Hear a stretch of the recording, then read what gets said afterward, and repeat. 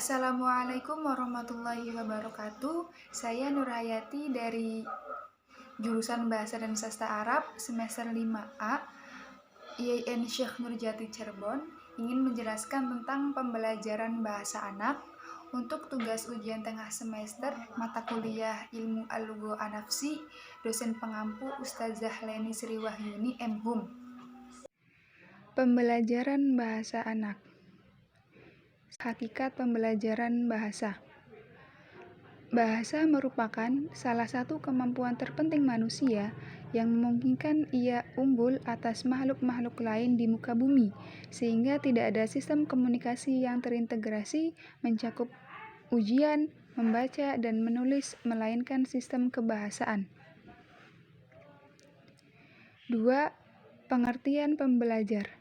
Kegiatan pembelajaran adalah proses yang identik dengan kegiatan mengajar yang dilakukan oleh pendidik agar terjadi kegiatan belajar.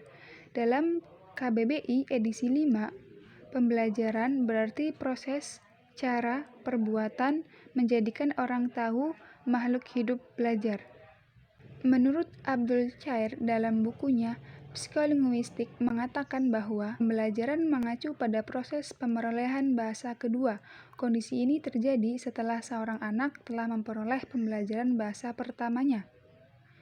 Abdul Chair mengatakan ada beberapa faktor-faktor yang dapat mempengaruhi atau penentu pembelajaran bahasa, yaitu yang pertama, faktor motivasi, yang kedua, faktor usia, yang ketiga, faktor penyajian formal, yang keempat, faktor bahasa, yang kelima, faktor lingkungan, dan yang keenam, transfer dan interferensi. 3. Tipe pembelajaran bahasa.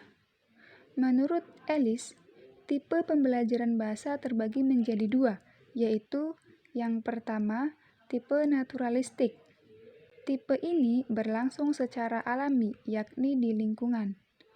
Yang kedua, tipe formal. Tipe ini berlangsung dalam pendidikan. 4. Proses pembelajaran. Proses belajar bahasa model Krashen. Yang pertama, hipotesis pemerolehan dan pembelajaran bahasa, yaitu menyatakan bahwa anak menguasai bahasa pertama terjadi secara ambang, sadar, dan bersifat alamiah.